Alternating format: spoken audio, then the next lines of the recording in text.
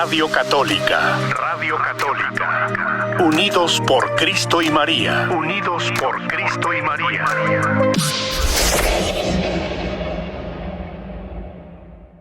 Como dijera algún presidente, eso es un boicot de mis adversarios. Bueno, me da mucho gusto estar con ustedes y sobre todo me da mucho gusto que está Chavita tratando de arreglar esos problemas técnicos. Es bien fregonazo, aunque no siempre, pero ahí la llevamos. Okay. Gracias, padre. Muchas gracias. Bienvenido a su programa de buen humor, con mucho amor, del Ministerio Unidos por Cristo.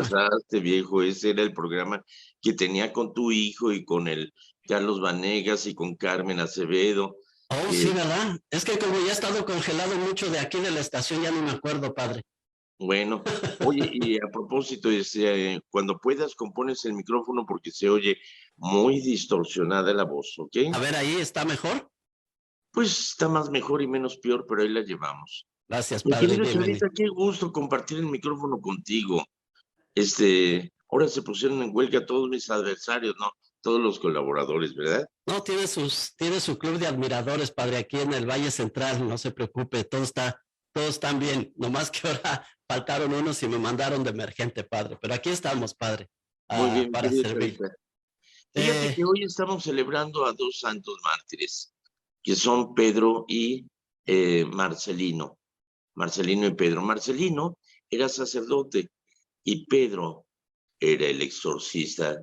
Tan, tan, tarán, tan, tan, tan, tan, tan, tan. Sí, él fungía como exorcista y colaborador de Marcelino. Ellos vivieron allá por los años 290 al 300 y tantos, que era el tiempo de Diocleciano, que era un emperador muy hijo de la fregada que perseguía a los cristianos. Entonces ellos eran muy populares y siendo cristianos los metieron a la cárcel para que no siguieran predicando. Pero aún en la cárcel ellos se dedicaron a consolar y animar a los cristianos y de plano, como eran tan populares, lo llevaron al Bosque Negro. Ahí se les apareció que Perucita Roja, no, todavía no estaba. En el Bosque Negro los ejecutaron, les cortaron la cabeza y los enterraron en un lugar desconocido. Sin embargo, la gente lo veneraba y el verdugo, el que ejecutó la orden de decapitarlos, con el tiempo se convirtió al cristianismo y arrepentido reveló el lugar donde estaban enterrados ellos. Ya posteriormente el emperador Constantino mandó a edificar una iglesia donde se depositaron los cuerpos de Marcelino y Pedro, y allí, años después, sería enterrada su mamá, Santa Elena. Así que esa es la aportación cultural de los santos que estamos celebrando el día de hoy, Marcelino y Pedro, que están incluidos en el canon romano. ¿Ok? Ok, padre. Hablando de exorcistas, padre, ¿usted vio la película del exorcista? Sí, hombre, muy buena. ¿Qué le parece? No tan buena, fíjate. Usted que es crítico de cine, ¿qué opina de esa película, padre? Mira, fue el ganador de un Oscar por el mejor sonido interpretado por Gavira. Gavira, que hizo todos los sonidos de la película y por eso se ganó el Oscar. Déjame platicarte una anécdota de Gavira. Gavira trabajaba para los Estudios América allá en México y era aficionado del Atlas. Y entonces un día estaba viendo su partido del Atlas contra algún otro equipo y recibe una llamada por teléfono. Le dicen, señor Gavira, sí, ¿qué pasó? Somos de Estudios Universal. Ah, no juegues, y les cuelga. Le vuelven a llamar, señor Gavira, en serio, somos de Estudios Universal, Hollywood, y deseamos que nos haga los efectos de sonido para una película. ¿A poco usted hablando en serio? Sí. Bueno, pero me llaman después, ¿no? Porque ahorita estoy viendo el partido del Atlas. Bueno, entonces al rato le llamaron, le dicen, señor Gavira, somos de Estudios Universal, queremos contratarlo para hacer los efectos de sonido de una película. Oh, pero pues va a estar difícil que vaya para allá. No, señor, le vamos a comprar el boleto para que venga.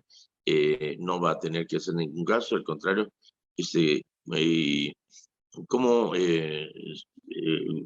cuál sería su precio? Pues, unos 5 por día. Ok, $5,000 por día. Muy bien, señor. ¿Qué? Sí, sí, cómo no, $5,000 por día.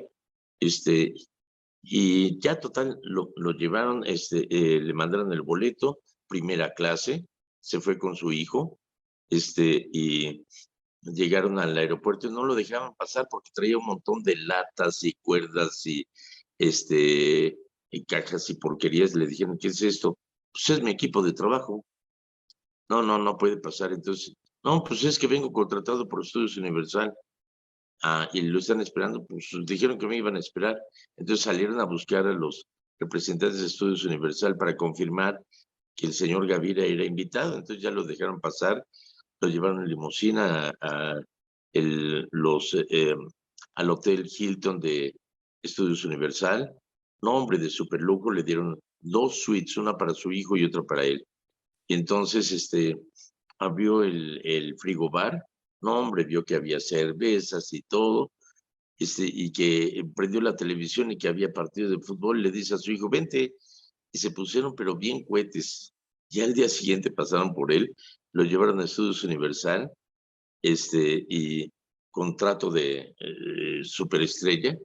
Entonces le pasaron una película, un loop, o sea, un rollo de la película del Exorcista. Y le dijeron, hagan los sonidos, vean ustedes si puede hacerlo. Dice, sí. Entonces le volvieron a pasar y empezó.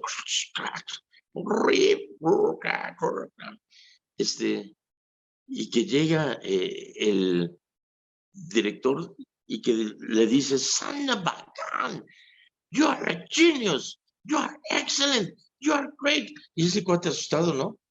Así que, ¿qué? No, que está formidable, que muy bien. Dice, bueno, ¿y en cuánto tiempo lo puede hacer?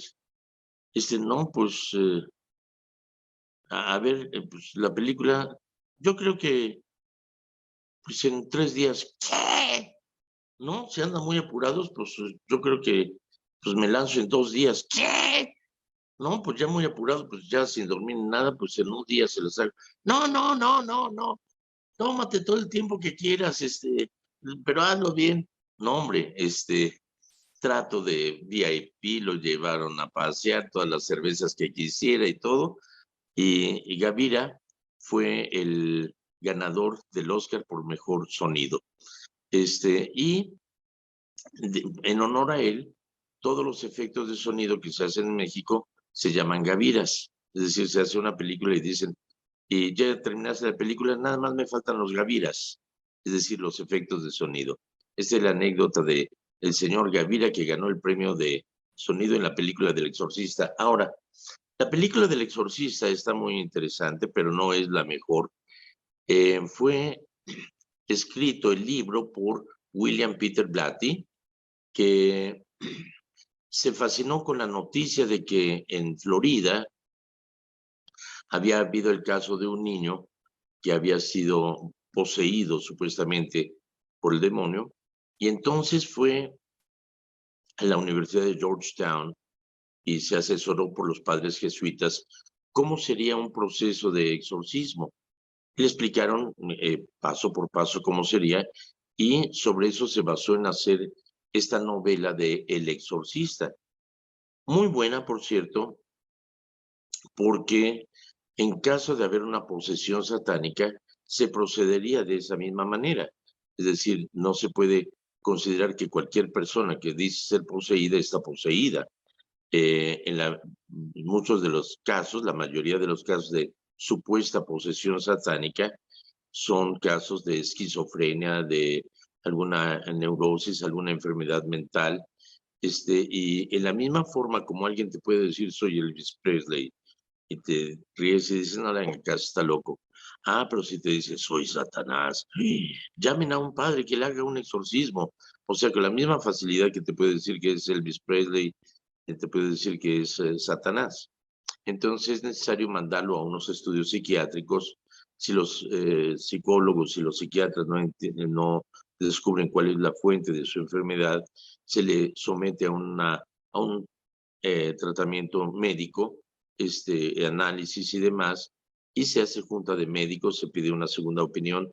Si no logran descubrir qué es lo que pasa, y si manifiesta signos externos inexplicables, ya sea que se pueda levitar o que pueda transformarse en un monstruo o que hable idiomas desconocidos que son, que son comprobables, entonces se procede a un exorcismo. Pero no cualquier sacerdote, digo, aunque todos los sacerdotes hacemos exorcismos, sobre todo en el bautismo, que hay un rito que se llama exorcismo, que es purificar para recibir libre de culpa, libre de pecado, a el don del Espíritu Santo, al Espíritu Santo que vive en nosotros como templo vivo. Entonces, hay un rito en el bautismo que se llama exorcismo. Pero cuando se trata de un caso extraordinario, se pide que haya un sacerdote designado por la diócesis. En la diócesis de Stockton tenemos un sacerdote designado a estos casos de exorcismo. Es designado por el obispo. Las características de este exorcista es que debe de ser un sacerdote que haya llevado una vida ejemplar, de preferencia que sea profesor en una universidad o en el seminario, que tenga conocimientos, que goce de buena salud además, porque es muy desgastante, y que tenga una madurez y una santidad de vida. Entonces es designado ese sacerdote para hacer ese proceso de exorcismo. Cuando tuve, bueno, ahorita voy a hacer un paréntesis, luego les hablo de esta anécdota, pero el libro está basado precisamente en ese caso de exorcismo. Ahora, el libro es muy bueno. Habla de una niña que está bajo la custodia de su madre, que es una actriz de cine. Se acaban de divorciar. Ella resiente mucho la ausencia de su padre. Ella, sobre todo, explota que es su cumpleaños y su papá ni siquiera le mandó una tarjeta de felicitación, ni siquiera le llamó por teléfono, y ella siente que su madre es culpable. Pero lleva una buena relación con su mamá. Es una niña muy linda, muy tierna, y su mamá es muy buena gente, pero inconscientemente está culpando a su madre de esa separación. Entonces, ¿qué es lo que sucede cuando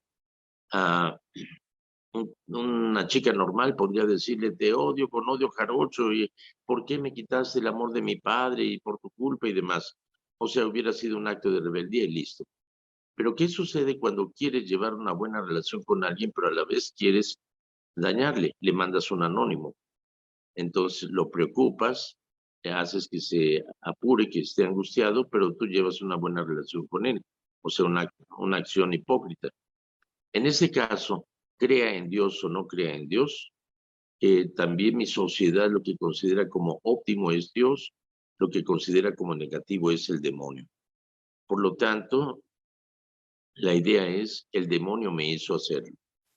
La niña se enferma, tiene una serie de síntomas que el sacerdote encargado de atenderla, el padre Carras, que es un psicólogo de la Universidad de Georgetown, tiene sus propios demonios, sus propios problemas que está acarreando. El remordimiento de no haber atendido a su mamá, que estaba en el asilo y que finalmente muere su madre, en fin, otra serie de cosas más. Ve a la niña, la trata, ve que hay casos extraordinarios, como que se abre un cajón, la niña está toda amarrada, le dice: tú hiciste eso, y me fascina esa escena. Dice: dice: hazlo otra vez. On time. Otra vez. On time. Ok. A su tiempo, ¿no? El sacerdote Carras, después de examinarle y todo eso, pues no está seguro de que está poseída. Le ha echado agua y reacciona como si fuera agua bendita y se retuerce y demás. Entonces, cuando habla con el obispo, le dice: es que tengo dudas. Le eché agua común y ella reaccionó como si fuera agua bendita. Y todo esto, pues, puede explicarlo psicológicamente, está afectada, pero no creo que esté poseída. El obispo dice, vamos a proceder. Y mandan a llamar al padre Merrin, que es un sacerdote jesuita, que es arqueólogo, y que llega, se presenta, ya ha tenido experiencias de exorcismo, y tratan de exorcizar a la niña. Todos esos efectos especiales que le da vuelta a la cabeza, que guacarea con eh, crema de chícharo o guacamole, baña a todos, etcétera. Que por cierto, en ese entonces no existía la tecnología cibernética que existe hoy en día. Entonces, tienen que congelarlo, tienen que bajar la temperatura de la habitación para que los actores estén echando vaho y se note que está frío. Entonces, tenían un frío tremendo. Hoy en día se hubiera hecho a través de computadora y se hubiera sacado el vaho sin necesidad de enfriar la habitación. Después del primer intento de exorcismo, se sientan el padre Carras y el padre Merrin en las escaleras y dice, bueno, la niña no está, no es la voluntad de la niña ser poseída, ¿cierto? Dice, definitivamente no, ella quiere sanarse. Pero entonces, si el demonio la está poseyendo contra su voluntad y ella no está consciente de lo que hace, por lo tanto, la niña no está cometiendo pecado. Dice, en absoluto, la niña es víctima. Y si ella no comete el pecado, entonces ¿para qué el demonio la está poseyendo? Dice, ¿quién puede saberlo? Dice el padre Merrin, el exorcista. Dice, a lo mejor el objetivo del demonio no es la niña, sino su madre o tú o yo mismo. El considerar que nuestra indignidad es mayor que el amor de Dios. El considerar que no somos capaces de confrontar el pecado, el confrontar que el poder del demonio es más grande que el amor de Dios, y ahí está la raíz de todo pecado. Ahí ya no necesitamos el demonio para hacer nuestras guerras o para hacer la violencia o los actos malos. Somos nosotros mismos los que lo provocamos, y ahí está la verdadera posesión. Y ese es el punto clave. Eso no sale en la película, pero está, hasta me acuerdo de la página 110 en el libro del exorcista. Pero la película del exorcista fue buena para su tiempo, pero viene a ser como un documental o una serie de vistas que no se comprenden si no se ha leído el libro. Pero es una buena película.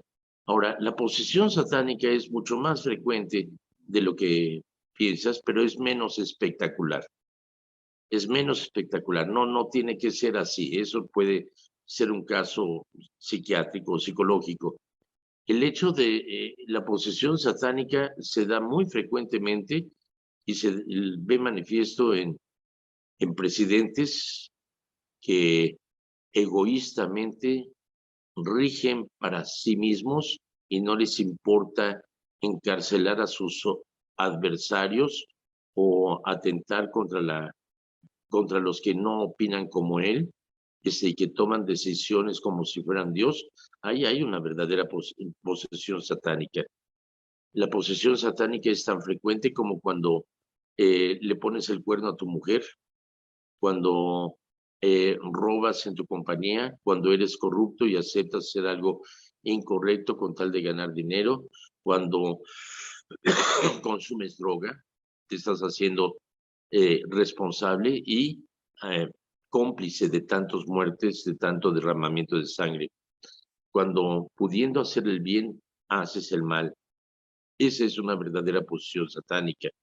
Y vemos, por ejemplo, que nosotros somos tentados por el demonio, pero somos más fuertes que él. El demonio nunca nos va a tentar más allá de la fuerza que tenemos para resistirle. Así que basta con que, como Nancy Reagan decía, tan solo di no. Y si le resistimos, como Jesús nos da ese ejemplo, es rechazar, es no dialogar con el diablo, es cállate y sal, no quiero nada contigo. Esa es la forma de rechazar al demonio. Les decía que en Roma, en una ocasión que fui, estaba el concilio, estaba el sínodo de exorcistas a nivel mundial. Y pude platicar con un exorcista que me decía que no llegaban a ninguna conclusión, que la única coincidencia que vieron es de que todos aquellos que supuestamente están poseídos por Satanás son mentes contaminadas. Es decir, son gente que recurre a hechiceros, a brujos, a la lectura de las cartas, que juega la ouija, etcétera, y eso los desquicia y los lleva a sentirse poseídos. Pero la verdadera posesión satánica está cuando, pudiendo hacer el bien, haces el mal. Cuando buscas algún pretexto para decir, Dios está en todas partes, no tengo por qué ir a la misa. El Papa está mal, ese Jorge Bergoglio está equivocado, y empiezas a hablar en contra de la iglesia y empiezas a buscar algún pretexto para ausentarte de los sacramentos y de la iglesia. Ahí le estás haciendo caso al demonio. ¿Ok? He dicho, voten por mí para presidente. Claro que sí, padre. Tengo dos preguntas que han llegado aquí a través de Facebook. La primera es, ¿cuándo se empezó a llamar a los cristianos católicos? ¿Y qué significa qué quiere decir Pentecostés? De parte de Gloria y de parte de Pedro y Toña. Es Pedro y Toña y doña Gloria, me caen muy bien, siempre fieles. A ver, tú, chavita, tú que todo lo sabes y lo que no lo inventas, ¿cuándo se nos empezó a llamar católicos? Cuando San Irineo dijo los católicos, ¿no? No. Bueno, de hecho la palabra católico significa universal. Universal. Y ese es un adjetivo calificativo. Es decir, el adjetivo que califica el nombre. Por ejemplo, muchacha bonita. Bonita es el calificativo. Chavita feo. O sea, el feo es el calificativo que se atribuye a ti. Se nos llamó cristianos en el año 70 en Antioquía por primera vez. Y nosotros, la iglesia fundada por Cristo, somos los cristianos. Todo aquel que sigue a Cristo es de Cristo, somos cristianos. Hay gente medio taruga que dice, es que antes era católico y ahora soy cristiano. Menso, nunca fuiste cristiano y no creo que lo seas ahora. ¿Por qué? Porque en la iglesia que Cristo fundó y que tú no conociste y que por eso rechazaste y que fuiste embaucado a seguir a la piratería, acuérdate, Cristo fundó una sola iglesia, una santa, católica, apostólica y romana. Por lo tanto, exige siempre el original, la auténtica, la única fundada por Cristo. Diga no a la piratería, come frutas y verduras. Ok, bueno, los protestantes y las sectas empezaron a llamarse cristianos porque la palabra protestante asustaba a la gente. Entonces dijeron, pues ya no nos vamos a llamar protestantes, ahora nos vamos a llamar cristianos. Ándale, pues. Bueno, pero de hecho somos cristianos. La palabra católico, católica, significa universal. Esto no sé cuándo empieza a llamarse así, pero se define seguramente permítame tantito, busca en Google origen de la palabra católica en la iglesia, ¿ok? Ahorita mi asistente me va a hacer el favor de googlearlo para contestarte rápido, porque realmente nunca tuve la curiosidad de decir, ¿y cuándo se nos llamó católicos? Bueno, pues de hecho la palabra católica significa universal y esta es la actitud de Cristo al fundar su iglesia, es vayan por todo el mundo y prediquen la buena nueva. Todo aquel que cree y sea bautizado se salvará. En la iglesia católica estamos abiertos a todo el mundo. A ver, la efectiva de mi asistente, la hermana Verónica, me acaba de encontrar. Dice, la palabra católico deriva del latín tardío catholicus, del adjetivo griego católicos, que significa universal. Proviene del adjetivo griego katolou, que significa en conjunto, de acuerdo con el todo o en general, y es una combinación de las palabras griegas sobre lo que significa sobre. Ay, pero nada más hasta ahí llega. A ver, déjame ver aquí en Wikipedia. dice que significa todo. El primer uso registrado de católico proviene de la carta a los esmirniotas de Ignacio de Antioquía, como decías tú muy bien. Mira, no eres tan tarugo, chavita. ¿Okay? Esto fue en el año 110 después de Cristo. En el contexto de la eclesiología cristiana tiene una rica historia y varios usos.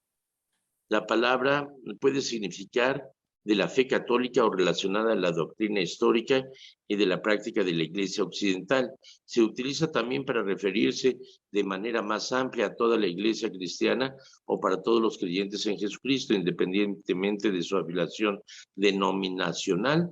También puede referirse más estrictamente a la catolicidad, que abarca varias iglesias históricas que comparten creencias importantes. Católicos, el título utilizado para el jefe de algunas iglesias en las tradiciones cristianas orientales, se deriva del mismo origen lingüístico, pero fue San Ignacio de Antioquía en el año 110.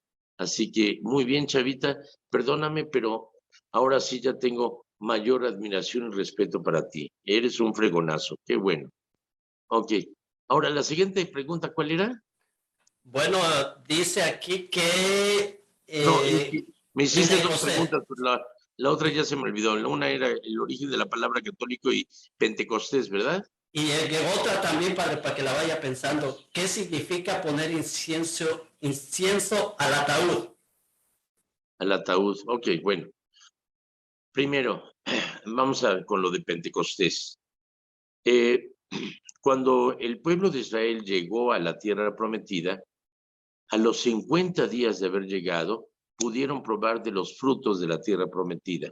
Entonces esa fiesta, 50 días después de haber llegado, se le llamó, 50 días después de la primera Pascua que celebraron en la tierra prometida, celebraron el comer de los primeros frutos de la tierra. Entonces por eso se le llamó la fiesta de los frutos, que es 50 días después de la Pascua.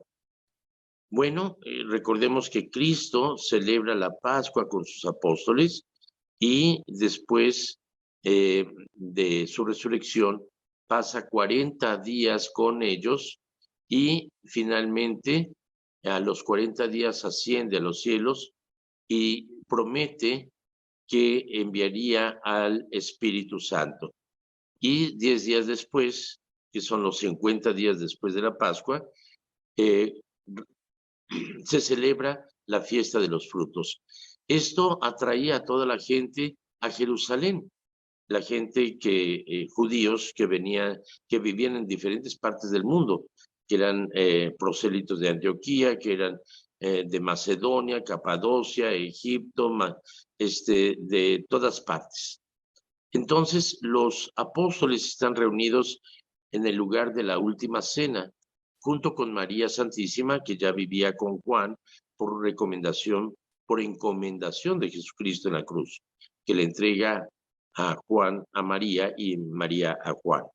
Entonces, están los apóstoles ahí reunidos cuando se oye un estruendo tremendo y entran lenguas de fuego que se posan sobre cada uno de los apóstoles, y estos apóstoles, que eran todos miedosos, que eran no muy cultos, que eran ignorantes, salen y empiezan a hablar a la gente en diversos idiomas, de tal manera que todos quedan sorprendidos. Dicen, ¿que no todos estos son galileos? ¿Cómo es que los entendemos todos en nuestro idioma de origen?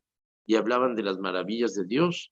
Entonces ahí se manifiesta esta iglesia misionera que habla para todos los idiomas, para todo el mundo, y empieza esa misión de la iglesia de comunicar la buena nueva a todas las naciones. Es por eso que el día de Pentecostés nosotros celebramos la acción del Espíritu Santo en la iglesia y en nosotros mismos.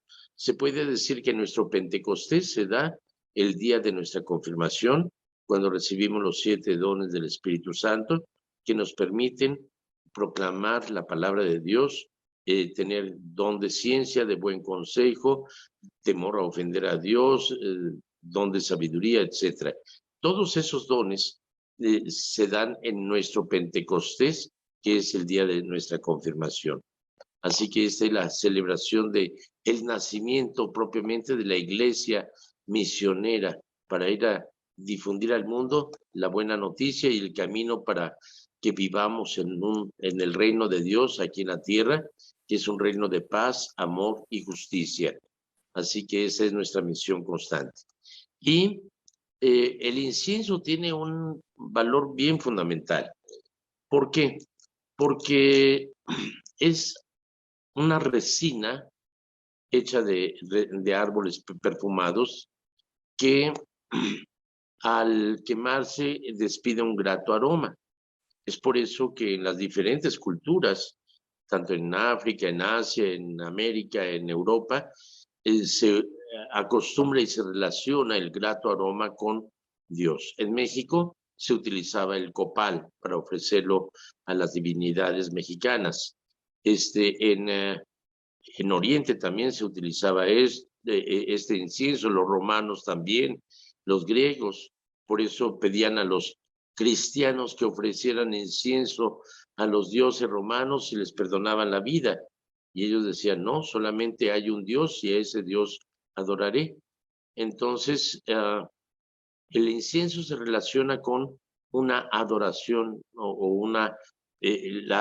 simboliza la transformación del ser humano, la oración que se eleva como grato aroma ante Dios, y la oración del pueblo. Pero tenía una función también importante, sobre todo en las antiguas comunidades y en el medievo, sobre todo porque en el medievo la gente no se bañaba. Además, porque era pecado bañarse. ¿Cómo la ves desde ahí? Bañarse en baños públicos, porque en el medievo los baños públicos eran lugares de orgía. Es más o menos como hoy en día los centros de masaje, que en realidad son prostíbulos. No todos, hay masaje terapéutico profesional muy bueno.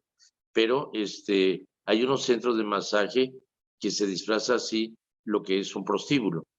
Entonces, en aquel entonces, los baños públicos eran prostíbulos. Entonces, por eso se prohibía que fueran a esos baños públicos, pero no se prohibía el aseo personal ni el bañarse. Pero la gente no se bañaba. Entonces, las iglesias apestaban a rayos.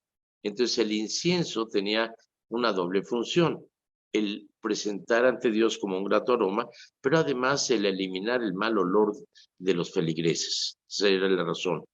El incienso también, los cuerpos en descomposición despiden mal olor, y tenía esa función también de eliminar o disfrazar el mal olor del cadáver. Actualmente, el hecho de incensar el altar, de incensar el cirio pascual, de incensar la imagen del santo que se venera, el incensar el cuerpo presente del difunto, significa el ofrecer a Dios como oración y como esa alma o como esa oración que se eleva ante Dios. Eso es el sentido de la incensación. Es la oración ofrecida a Dios y es ofrecer el cuerpo, el alma de esta persona ante Dios, que se eleve como incienso de grato aroma ante Dios. Gracias.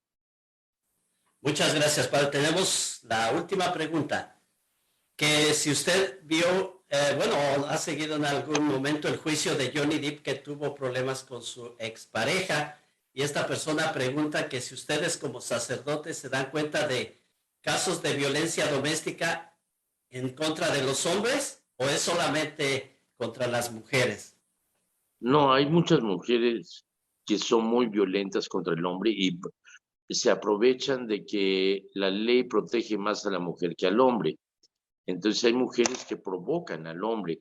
Ándale, baboso, ándale, atrévete, pégame, como si eso que tienes ahí sirviera para algo. Órale, y entonces saben cómo dañar y saben cómo herir. Y hay mujeres muy violentas, muy hijas de la fregada, que no es solamente la violencia física, sino la violencia verbal. Hay mujeres muy abusivas con los hombres y hay hombres muy tarugos y que se dejan, y no me refiero a dejarse vituperar y demás. Yo creo que la violencia no debe de existir. En el primer momento en que se pasa la línea de la dignidad y del respeto, se acabó todo. A las primeras de cambio de que haya un acto violento, una ofensa, decirle, oye, yo soy quien te ama, que me enamoré de ti, que prometí amarte y serte fiel en lo próspero y en lo adverso, en la salud y en la enfermedad, y amarte y respetarte todos los días de mi vida. Y tú prometiste lo mismo. Así que no hay por qué faltarnos el respeto. Esta es la única vez que pasa eso. Así que vamos a hablar tranquilamente. Y si vuelve a ocurrir, por favor, vete de la casa, pon una demanda de divorcio y no vuelvas a pararte ahí. Pero no reacciones violencia con violencia.